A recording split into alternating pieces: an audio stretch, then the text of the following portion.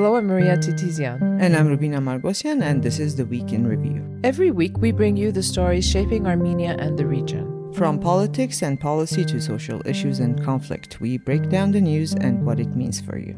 This week in the news, Azerbaijan's Deputy Prime Minister visits Armenia for border delimitation talks. European Parliament adopts resolution backing Armenia's upcoming elections and calling for the right of return for Artsakh Armenians. And Armenia's new biometric passport design faces sharp criticism. These stories and more in our weekly roundup of the news. Azerbaijani Deputy Prime Minister Shahin Mustafayev arrived in Armenia this week to co-chair a meeting of the Border Delimitation Commissions with his Armenian counterpart Meher Grigoryan. This marked the visit of the highest Azerbaijani official to Armenia in decades. Pashinyan hailed it as a historic development. In the meeting, which took place in the resort town of Ağveren, the sides agreed on the text of 3 procedural guidelines governing the delimitation process. They will be submitted for formal government approval. The meeting concluded with the signing of a protocol. The next meeting will be held in Azerbaijan. The Deputy Prime Ministers also held a separate meeting welcoming Azerbaijan's supply of petroleum products to Armenia as a sign of growing trade and economic ties. Business representatives from both countries joined discussions on ways to expand commercial and economic cooperation. Armenian and Turkish officials met in Kars to establish a joint working group for the restoration and reopening of the Gyumri-Kars railway, marking a milestone in the two countries' ongoing normalization process. The talks focused on practical steps to restore and relaunch the railway, which has remained closed since 1993. Both sides emphasized the importance of reopening the line as soon as possible, describing it as a key route for boosting regional trade, transport links, and connectivity. The move drew positive reactions from international partners. The U.S. Embassy in Yerevan hailed the talks as historic progress. A lot of historics happening this week, Rubina. Yes. And next week as well. Probably. Welcoming what it described as concrete steps toward reopening economic and people-to-people links after decades of closure. U.S. Ambassador to Turkey Tom Barrack credited the progress to the vision, this is a quote, advanced by TRIP and the August 8 White House Peace Summit hosted by President Trump, which according to Barrack set the stage for such momentous developments. But we'll see. I mean, there's a lot to see yet. The European Union likewise welcomed it and reaffirmed its commitment to advancing regional connectivity, reiterating that it encourages full normalization between the two countries. Armenia and Turkey had agreed back in September of 2025 to carry out the necessary technical studies for the restoration and reopening of the railway. This is, again, Gyumri-Kars Railway. During Turkish normalization envoy Serdar Kilic's first ever visit to Yerevan, an earlier meeting had taken place in late November at the Akhurik-Akyaka border crossing and in the city of Gyumri. Well, back to Armenia, Azerbaijan and border delimitation. Armenian Prime Minister Nikol Pashinyan announced that Armenia will continue and complete the delimitation of its border with Azerbaijan within logical timeframes. Speaking at an event marking the founding day of the National Security Service's border troops, Pashinyan noted that for approximately 2 years, a 12-kilometer stretch of the Armenia-Azerbaijan border in the Tavush region has been delimited and is now under the patrol of Armenian border troops. He described the section as unique, saying it is likely the only segment of the entire border where soldiers from both sides serve without helmets, without body armor, and with their rifle magazines stored in bags rather than mounted on their weapons. He also stated that finalizing the border delimitation with Georgia is on the agenda, adding that preliminary agreements with Georgian counterparts have already been reached. Meanwhile, Armenian authorities have dismissed reports in Georgian media that Yerevan intends to transfer the village of Giliza to Georgia as part of ongoing border demarcation talks. The speculation arose after Pashinyan's speech. And of course, it was picked up by Armenian media and spoken about at length. We're dealing with an avalanche of misinformation. Absurdist misinformation. I think we're going to set a historic record. I think so too. I'm doing screenshots, Rubina. I'm on this path, right? So Hamek, Armenia's public television, is being sold to the Turks. 300,000 Azerbaijanis are going to be transferred to Armenia. Giliza was handed over to Georgia. Mustafayev was here to visit his hometown, birthplace. That's why he's here not unofficial. No, because like, he said he wanted to invited. visit, but he was here for the border demarcation process. Anyway. And we're forgetting half of it. I know.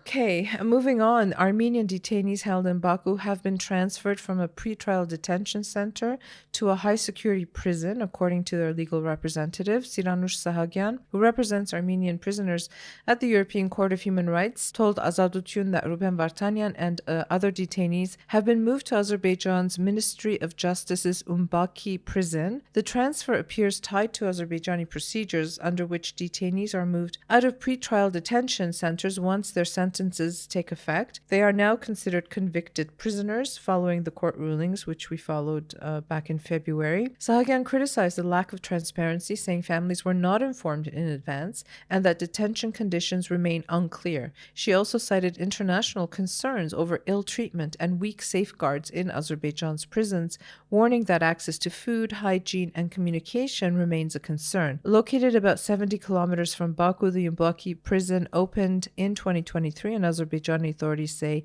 it meets international standards. Now, the facility might physically meet international standards, but we don't know their condition. We don't know if they're being denied food or access to clean air. So the facility, interestingly, was also cited in a recent report by Amnesty International, which said Azerbaijani political prisoner Bahruz Samadov is being held there under restrictive conditions, including limited access to outdoor space and communication. Sahagyan said the European Committee for the Prevention of Torture visited Azerbaijani detention facilities last year, including Umbaki, but Azerbaijan has not allowed the report to be made public. And we all know their record for prison conditions. So international lawyers representing the families of 7 Armenian detainees held in Azerbaijan have filed a petition with the UN Working Group on Arbitrary Detention, calling for their immediate and unconditional release. The detainees are David Babayan, Madat Babayan, Levon Balayan, Vasily Beklarian, Eric Khazarian, David Ishkhanian, and Levon Menatsakanian. The petition also calls for the verdicts against them to be annulled, arguing they stem from serious violations of international law. The lawyers argue that all Armenian detainees held in Azerbaijan meet the criteria for arbitrary detention, not just the 7 named in the petition, but there is no explanation why this particular 7 were chosen for this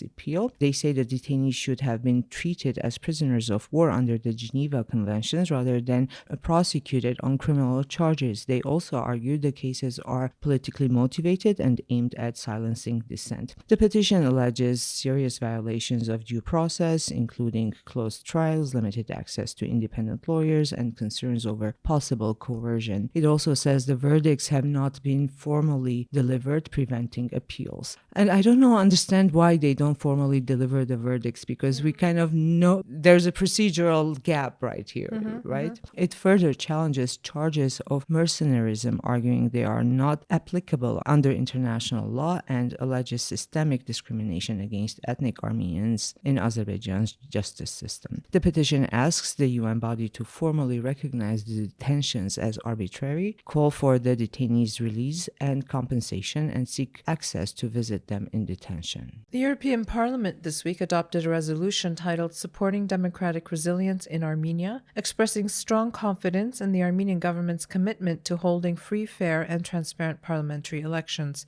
The resolution says Armenia's upcoming vote is strategically important, not only for the country's democratic consolidation, but also for the sustainability of peace, reform, and closer EU cooperation. It condemns foreign interference, disinformation campaigns, and hybrid threats targeting Armenia, specifically citing Russia, its proxies, and domestic oligarchic networks. It also welcomes growing EU-Armenia relations and Yerevan's continued commitment to democracy, rule of law, human rights, and reform. Now, on regional issues, EU lawmakers backed Armenia's efforts toward peace and normalization with Azerbaijan and reaffirmed support for the rights of Nagorno-Karabakh Armenians, including a safe and dignified return under international guarantees, and called for the immediate release of Armenian prisoners of war and detainees held by Azerbaijan. Armenia's ambassador to the EU, Dikran Balayan, expressed his gratitude, calling it timely and a strong signal of support. Baku, however, reacted very strongly to the resolution, summoning the EU ambassador to deliver a formal protest. Azerbaijan's foreign ministry worries that the resolution harms normalization efforts and EU-Azerbaijan relations and rejected reference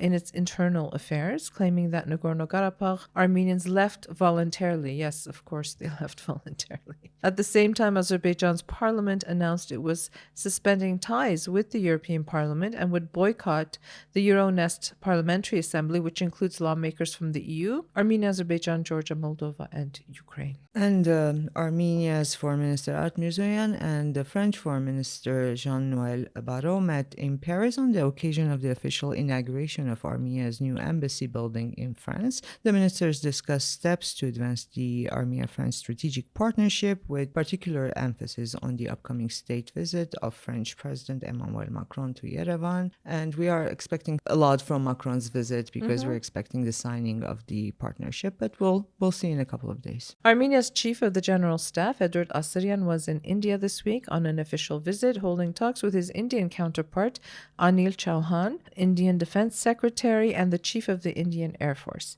India's integrated defense staff said Asaryan and Chauhan reaffirmed their commitment to a robust, future-oriented, and mutually beneficial strategic partnership and discussed opportunities for joint ventures in military hardware development. The New Indian Express reported that Armenia is exploring options to domestically produce or integrate select Indian-origin defense systems as part of its broader military modernization drive. The paper also said Yerevan is in advanced talks over the possible acquisition of Pralay, a short-range ballistic missile system. Armenia has already procured armament worth over $1.5 billion from India, including artillery systems, air defense platforms, and radars. The visit follows Chauhan's trip to Armenia in February of this year, the first known official visit by an Indian chief of the general staff. And just as context, why we are citing the New Indian Express, because usually any defense cooperation related news, any defense procurement, we hear from the Indian media, and then turns out to be months later.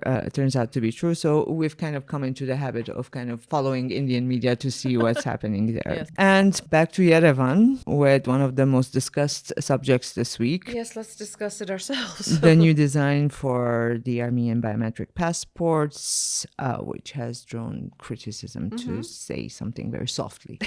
Putting it mildly, yes. Mildly. The updated passports feature images of landmarks and cultural traditions, including the baking of lavash, which has also become a problematic image. And one of the main changes is the color. The new passports will be red instead of blue. Well, now, the red color was discussed at large as well. There were so many problems with the passport. The color wasn't one of them, if you ask me. Well, initially everyone's saying, oh, you're going like it's the Russian passport color, it's the red color, Soviet, and then everyone was posting all EU passports, they're all red. Red or burgundy, whatever, yeah. Well, Prime Minister Pashinyan said the color was chosen in part because red is common among European Union member states. He said the new system would meet international standards, help ensure recognition at borders, and support progress towards visa liberalization with the EU. I mean, really though? Who cares? But the main Canadian and US passports are blue. Some EU passports are whatever. Okay. The main criticism was focused on the depiction of Khorvirab, which is typically shown with Mount Ararat in the background. In the new design, the monastery is shown from a different angle that does not include the mountain. So it was basically you're looking from the other side, and then you're looking from Turkey toward Khorvirab. Well, Pashinyan said the passport pages are intended to reflect Armenian identity, history, and statehood, and the image of Khorvirab was selected to show only Armenia's sovereign territory. Yes, please. Can I voice my opinion? Am I allowed to? I think it's ridiculous. Okay, you want to show Armenia's sovereign territory? Choose Hakhbat, Sanahin, Gerard, whatever you want. And you know what? Khorvirab is on Armenian sovereign territory. And the typical picture is with Mount Ararat. So what's the issue? Like this morning, out of my balcony, there was a beautiful hot air balloon show. And, Ararat is right there. So what are we supposed to do? Are we not showing Armenian sovereign territory? Ararat is there. We've talked about this a lot. Yeah. And this has been a part of the conversation, not just recently, kind of the whole time. And for me, this started with, when we lost Shushi and we were going to Artsakh, Stepanakert, passing by Shushi, and is like, oh, why, like it was so difficult to pass right there and like see it. And it's from here that in me, it started like this thought is like, we see Ararat every day from Yerevan. It's the same feeling of loss, and it's the same feeling of, you know, how close the border is. And at the time I kept saying, if we recognize Ararat as the border, the enemy territory, we might actually have been more resilient in understanding where we are and How we lost it how and we all lost that. it. Okay, but then that changes because, you know, Yeah, that I things know. change. You know, and I remember a conversation saying that, you know, we at least have the privilege of seeing it now. One day we might actually lose the privilege of seeing it. So, you know, the perspective change and how you feel changes. Now we're in the middle of this conversation again and again. Seeing it is a privilege. It being part of our culture and history is a privilege.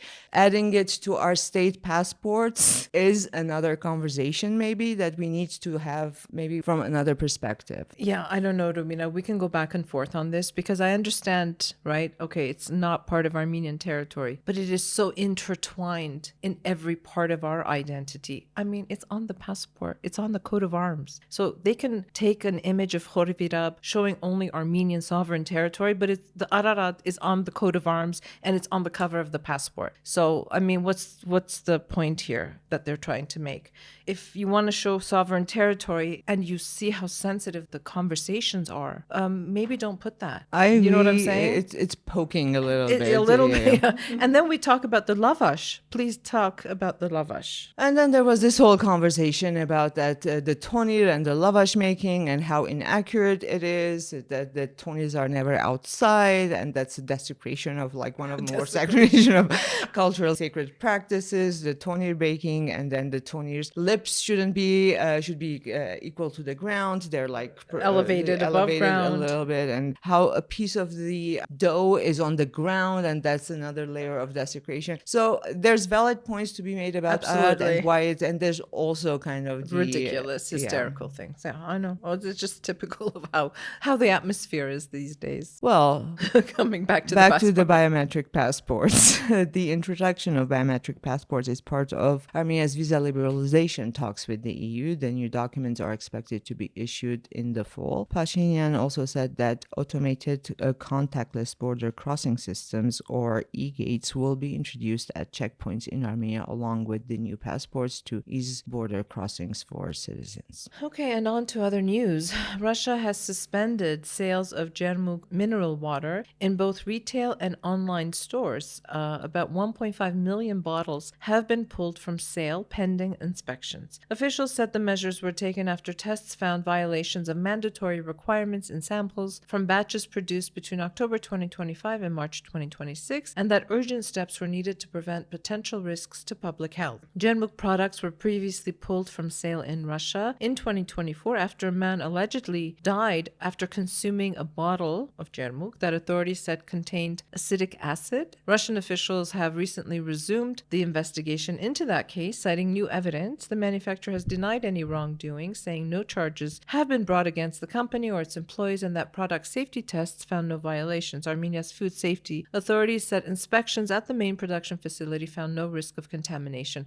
Russia does this periodically when they're upset with Armenia. They'll ban the sale of flowers or cognac, and now it's Jermuk. Just taking into consideration the amount of Jermuk we consume daily, we should all be dead by now. I know. So I know. I should stop anyway. Well, Armenia's score and ranking fell in the World Press Freedom Index. Released by Reporters Without Borders this week, the index saw Armenia's ranking decline from 34 to 50 out of 180 countries surveyed. The report said that despite Armenia's varied media landscape, its media remains polarized. The country is facing an unprecedented level of disinformation and hate speech fed by internal political tensions, security problems at the country's borders, and the country's complicated position between Russia and European Union. Well, I hope we improve this ranking next year, for sure. Yeah, we'll see. But this- there is a lot of disinformation, and it's really too bad that there was such a sort of decline in the ranking. Okay, so next week is going to be crazy, for lack of a better word. Armenia is set to host the 8th summit of the European Political Community on Monday. This is on May 4. EPC is an informal platform designed to foster dialogue and enhance security, energy, and connectivity across the European continent among the 27 EU and 20 non-EU members, excluding only Russia and Belarus. Heads of state or governments of nearly all have attended the previous summits. And this really started after the Russian invasion of Ukraine. It was an initiative by French President Macron. They held, I think, twice a year, and this time it's in Armenia. And streets will be closed. Monday is actually a state holiday, so there will be many, many delegations in the country. Not for the wicked journalists who will be working. Yeah, exactly. Well, here we are. It's May 1st and we're working anyway. At the same time, the inaugural Armenia EU summit will be held. This will be the following day, on Tuesday, held in attendance of EU leaders Antonio Costa and Ursula von der Leyen. Also expected is the visit of French President Macron, like you said earlier, Rubina, when bilateral relations will be upgraded to a strategic partnership. A similar development is expected with Greek Prime Minister Kyriakos Mitsotakis, and Canadian Prime Minister Mark Carney will be in Yerevan to attend the summit, marking the first time a non-European leader has ever been invited to participate in the gathering. And this is obviously after Carney's speech. Yes, he's a superstar in Europe. He's a political superstar these days. The invitation was extended jointly by the European Council President Costa and Armenia's Prime Minister. Costa announced the historic move, again another historic move, on social media, describing Canada and Europe as more than just like-minded partners, adding that the two sides are working toward a global alliance to defend peace, shared prosperity, and multilateralism. And the visit will also be the first official trip to Armenia by a Canadian Prime Minister in nearly a decade. Last time it was Justin Trudeau, and him and Pashinyan exchanged socks or something, if you remember. Meanwhile, Armenian media reported that Ukrainian President Zelensky is expected to travel to Yerevan for the summit, though officials have yet to confirm his attendance. Well, with Zelensky, we don't know. With Erdogan, we don't know. Yes. This is not confirmed. So actually, we don't have to wait long. We'll find out. But Zelensky, he was in Azerbaijan for talks with President Ilham Aliyev this week. While there, he met with a Ukrainian expert team assisting Azerbaijan with air defense and the protection of critical infrastructure. He also spoke of expanding defense cooperation with Baku, including possible joint production projects. These are very important areas that will definitely increase both the security of our countries and our peoples, as well as trade, which we truly want to expand between our countries, he said. This is in relation to Ukraine and Azerbaijan. Yeah, and as we do every week, we have a few more weeks of doing this. This is our elections digest, so hold on to your horses. Here we go. Several members and supporters of the Strong Armenia Party, this is Samvel Karapetyan's party, were arrested this week on suspicion of distributing bribes and encouraging individuals to attend party rallies. Authorities released audio recordings in which individuals are heard, allegedly, discussing cash payments, job offers tied to votes, and efforts to recruit people to attend party rallies. You heard, we all heard the recording. It's not allegedly, that's what I know, they're that's why I They're used it in definitely that. I know. discussing this. Yeah. However, and since, again, the authenticity of this recordings has not been challenged in any way, we're assuming these are exactly what they seem to be. Yes. But I mean, with AI, nobody knows anything anymore. Well, I suppose these people are real. The way and they can one of be them was located. chewing gum. Yeah. Okay. Well, among those detained is Artur Avanesyan, also known as Gandaz, a former colonel of the Artsakh Defense Army who oversees the party's defense and security bloc. Avanesyan has been placed in pretrial detention for 2 months on suspicion of offering electoral bribes. 3 other party supporters have also been arrested in the same case. Avanesyan is apparently now on a hunger strike, protesting against what he calls injustice, political persecution, and violation of human rights. And in a separate case, the Investigative Committee of Armenia said 4 members of one family have been charged with allegedly paying people to attend a Strong Armenia party rally. The investigators say the group offered money, including to minors, to boost turnout at the April 11 rally in Yerevan. Adults were allegedly promised 10,000 drums and minors 5,000 drums, with additional payments discussed. Authorities say participants were transported from Pokermantash dispatched to the capital, attended the rally, and were paid after returning home. The main suspect has been placed under house arrest, while other adult family members are under administrative supervision. A minor involved has been placed under parental supervision. In another case, a member of the Gülagarak Municipal Council and candidate on the Strong Armenia party list has also been charged with paying people to attend the same rally. According to investigators, individuals acting on behalf of party leadership sought to secure participation from residents of Lori province by offering 3,000 drums each. The amounts vary from province to province. Well, the suspect allegedly helped recruit participants, organize transport to Yerevan, provide food, and distribute payments. He has been placed under house arrest and barred from leaving. The Anti-Corruption Committee has urged Armenian citizens living abroad not to engage in electoral violations. I mean, this sounds crazy, but here we are, including in exchange for financial or other benefits, and not to interfere either in person or remotely with the voting rights of citizens in Armenia. It said such cases are under constant scrutiny and would face legal consequences. The committee said that as part of the investigation into alleged electoral bribery, it had obtained evidence that an individual acting on behalf of the Strong Armenia Party reached an agreement with an Armenian citizen living in Russia to help secure votes in Armenia. In return, the individual was allegedly promised assistance through party leadership in obtaining a preferential loan from a Russia-based bank owned by Samuel Garabedyan's Dashir Group. And plus, we've also been hearing rumors, unsubstantiated, that they are planning on bringing up to 100,000 Armenians from Russia to Armenia, those who have Armenian citizenship and are registered here, to take part in the election on behalf of Samuel Garabedyan. So, meanwhile, and we're not sure if this is related necessarily to the election, but it is being discussed in the context as such, especially after Daniel Ioannisian from FIP and the Union of Informed Citizens has been warning about similar cases. So that's why we included it here, but we're not by any means suggesting that it's related to elections, but it could be. It hasn't been officially announced that the charges are election related. Well, the two Russian citizens arriving in Armenia were found carrying about $1 million in undeclared cash. The State Revenue Committee of Armenia has announced this. The authorities said they had received information that one of the individuals would be transporting a large amount of cash into the country. The person was identified at the Zvartnots International Airport, where officials found about $867,000 on him in cash. A criminal case was opened and the suspect was placed under house arrest. A day later, another Russian citizen was found carrying, this time, a little bit more than $100,000. But in rubles, like, just to be clear, this wasn't American dollars. These we're giving you the equivalent of rubles. Yeah, because 7.6 million rubles says nothing to me personally also. Well, it was also in undeclared cash. The second individual was also detained and placed under house arrest. The State Revenue Committee said it would continue stepped-up monitoring of cash crossing Armenia's air and land borders and urge citizens to use legal financial institutions to transfer funds. I mean, who travels with close to $900,000? Suspicious people.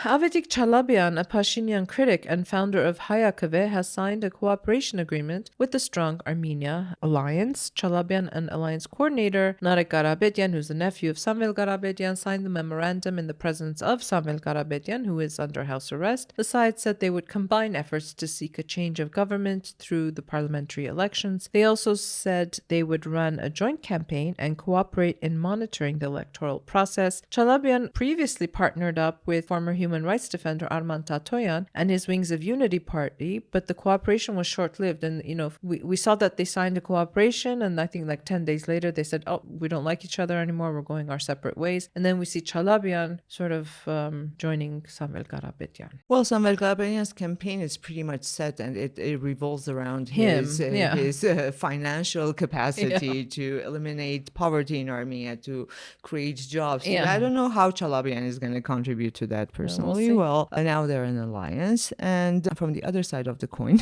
let's say, the Independent Observer Election Monitoring Group has filed a lawsuit alleging that charitable activities by the My Staff Foundation may violate election rules. According to the monitoring group, under Armenian law, charitable activities during an election period by organizations linked linked to political parties may be subject to fines. It said the foundation is widely associated with the ruling Civil Contract Party and that its activities since the election was called should be examined. The foundation rejects the claim, saying it has no ties to the ruling party. Well, a little bit more context here. The executive director and Prime Minister Pashinyan's on-again, off-again partner, Anna Hagopian, said her legal team is working on filing a criminal complaint against Daniel Ioannisian, a representative of the Independent Observer, as well as a lawsuit seeking damages. Hagopian said the allegations violate constitutional protections and international human rights standards and interfere with the right to free and fair elections. The Independent Observer said its application concerns charitable activities carried out ahead of the parliamentary elections. Now, she called a press conference to kind of elaborate on this. She was explaining that the My Step Foundation, even though she personally is very much associated with the prime minister and the ruling party, also the foundation's name is associated with the ruling party. It's called My Step. However, she was making a case that the foundation is independent entity. It does not get finances from the government. It does its own fundraising, and its activities shouldn't be stopped just because in people's minds there's an association. Well, I mean, if there's a lawsuit, let investigators investigate and see. Okay, as always, we talk about the articles that we published this week, and this week it was all about our lifestyle magazine Salt, which was of Sound and Mind, and it was really a lot of different interesting articles, from inherited trauma to the art of navigating yet on sidewalks, which you love to talk about, from a soundkeeper at public radio to boba tea shop, right? Opened by a newcomer from China. It sort of traces how society is evolving. And we had some really good pieces. And the first one was by Ella Kanakerian Berberian called Could We Ever Grieve It Away? And she looks at sort of how she approaches April 24, the day of Armenian genocide commemoration. And I really love the way her brain functions, Ella's, right?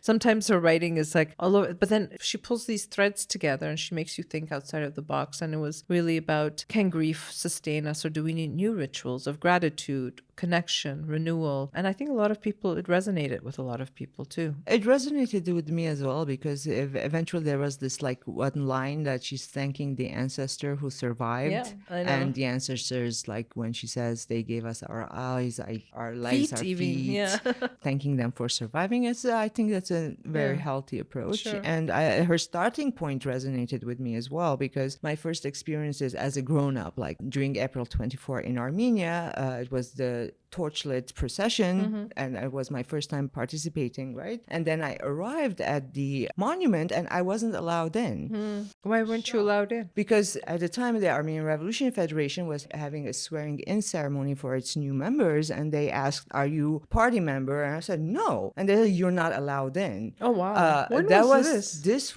I was still a student, so it was sometime between 2001 and 2004. So yeah, and I feel her, and I felt like, no, this does not work I can't be turned away from Zitar Nakapert, I need to find another way of processing this. And another piece we published that is kind of really resonating with me is a piece by Lori Yunshajekian, The View from the Curb. And she basically speaks about the frustrations of navigating Yerevan either on foot, but mainly on foot. But these are, the issues and the problems created both by the cars, the driving culture, and the pedestrian culture, which gives me road rage when I'm walking. I know you have road rage. But I'm developing it too. So the other day you told me when Lori wrote that, how, girls will take up the whole sidewalk. They're all their arms intertwined and they're walking and they won't move, right? So she goes, I plant my feet and I don't move. So to force them to separate. And you said that's what you do every single time. Yesterday, when I was walking from the gym to the office, there are these 4 girls. Okay. They're walking toward me, schoolgirls, their hands interlinked. And by schoolgirls, I mean, they're like 17, 18, 19-year-old. And I can see that they're not going to move. So I just stopped. Yes. I stopped in the middle of the sidewalk and they looked at me and they were forced to move around me. It was insanity. Seriously. I don't know. We don't have the etiquette, walking etiquette at all, or driving etiquette. Neither do I, because I'm like the most aggressive when I walk right now. I harass people on the sidewalks. I love walking really fast on high heels because people panic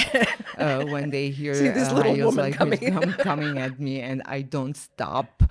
No, you have to. Yeah, and that's what happens. And I remember thinking, after living in Armenia for 25 years, I've become aggressive, and I'm not an aggressive person by nature. I'm not. Don't look at me like that. I really am not. I wasn't. Anybody who knew me when I was a kid, I'm not aggressive. But you have to be to survive. Anyway. Well, it's not that bad. It's just It the walking is. culture is difficult for impatient people like No, us. it's a bad culture. Okay. And New Time author. Yeva, sorry, Yeva Minas, who's also our podcast producer and multimedia producer. Yes, she wrote a piece called "The Soundkeeper" about this woman who's been working at Armenia's public radio for the past 50 years in the archives, and how she is sort of, the memory of voices and experiences sort of live with her and in her. So it was a really lovely story. So she really preserved the voices of a nation. So thank you, Yeva, for that lovely piece. And, regular contributor to Yes. SALT, Maria Kungo. Her piece this week is called "A Taste of Contemporary China" on Bahramian Avenue. And it's about this boba tea shop that brings contemporary China to Yerevan. And it's about how, Armenia's image as this religious, old, ancient country. And the owner of the place, a Chinese woman, discovered when she first came to Armenia, seeing it as a vibrant place where she could probably start a new life. And Yeah, she said she was looking for a place with a good vibe and kind people, and she found found it. the vibe, and she's contributing to the vibe. So Yeah. that's the story in a nutshell. Yeah, I've never had boba tea, by the way. Don't look at me like that. I I'm haven't. really intrigued by the cream cheese tea. Yeah, I'm good, thanks. And the final piece we published for SALT is called "Coffee in Our DNA," and it's sort of about how the repatriates from the 1940s brought coffee culture to Armenia, and then sort of the story of coffee as with the growing pains of Armenia and the collapse of the Soviet Union, the war, the blockade, how we couldn't import coffee at that point. But it's really about how surj has become a ritual identity, one of our nation's, I would say, enduring shared pleasures. And then she says, P.S., don't drink as much coffee as I do, because she drinks a lot of coffee. As do we. And probably one of my problems with walking in Yerevan is coffee related, because I'm like overdosing on caffeine most of the time. Who, you? Yes, I am. Oh, okay. Well, then stop doing that. And that piece was written by Tamara Khachadurian. And just, so reminder, next week, a lot of things happening in Yerevan. There's a European Political Community, EU Summit, Yerevan Dialogues. And EVNs. also we'll be releasing the third wave of our poll, our election poll. I'm very curious to see what has changed since the second one. So you can look for that hopefully by Tuesday, latest Wednesday. It really depends on what's going on in the country, because it's madness in Yerevan. And, a couple of days ago, we had International Dance Day and all the streets were closed and 4,000 people were dancing in Republic Square, then in Opera Square. And then yesterday it was International Day of Jazz. Well, if you ask me, there's too much singing, dancing, and eating on the It's like streets bread at and this point. It's circuses, I just like, swear to yeah. God. And then this morning, I woke up and, like I said, from my balcony, I'm blessed to have a fabulous view of Yerevan and Ararat. There was hot air balloons, and today is May 1, which is Labor Day. May 1 is celebrated in the post-Soviet space. So, yeah, hopefully we continue to work hard. We continue to pay taxes. We continue to have our rights protected, and To be able to work, to be able to work. to be able to work well, Yes. and to be able to live well. Yes, with dignity. Accordingly. Absolutely. Well, that's the kind of week it's been here in Armenia. Thank you for listening, and thank you for bearing with our highly opinionated outbursts. caffeinated. Caffeinated outbursts. Have a safe and peaceful weekend. We'll be back again next week.